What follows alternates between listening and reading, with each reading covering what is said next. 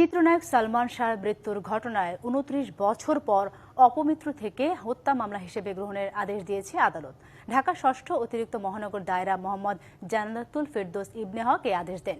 এই আদেশে সালমান শাহর স্ত্রী সামিরা ও আজিজ মোহাম্মদ ভাইসহ আসামিদের গ্রেপ্তারে কোনো আইনি বাধা নেই বলে দাবি বাদীর আইনজীবী।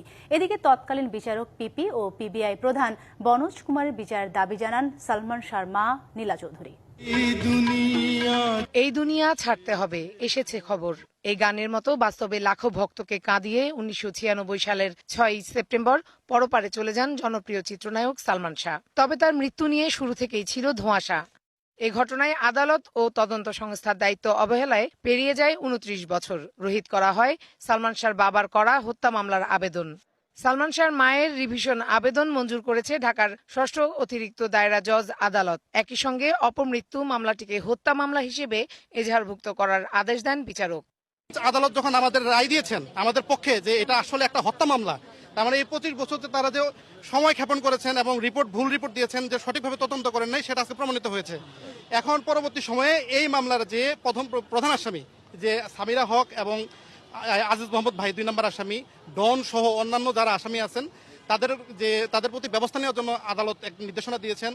আদালতের এই আদেশে সন্তোষ জানান সালমান শাহর মামা আলমগীর কুমকুম।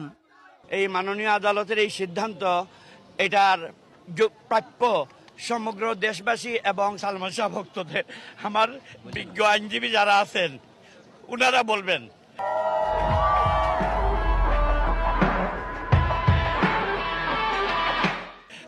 আমার ক্ষান্ত দেন, সবার সালাম, সবার প্রচেষ্টায় আজকে আল্লাহ তাআলা এটা কবুল করছেন। ভিডিও কলে ন্যায় বিচারের আসার কথা জানিয়ে তৎকালীন বিচারক পিপি ও পিবিআই প্রধান বনোজ কুমারের বিচারের দাবি জানান সালমান শাহর মা নীলা চৌধুরী। সালমান শাহর রিভিশন মামলার শুনানি করতে সকাল থেকে আদালতে জড়ো হন তার ভক্তরা। রায়ের পর আদালত প্রাঙ্গণে বিশেষ মোনাজাত করেন তারা। Farhana Juthi, DBC news, Dhaka.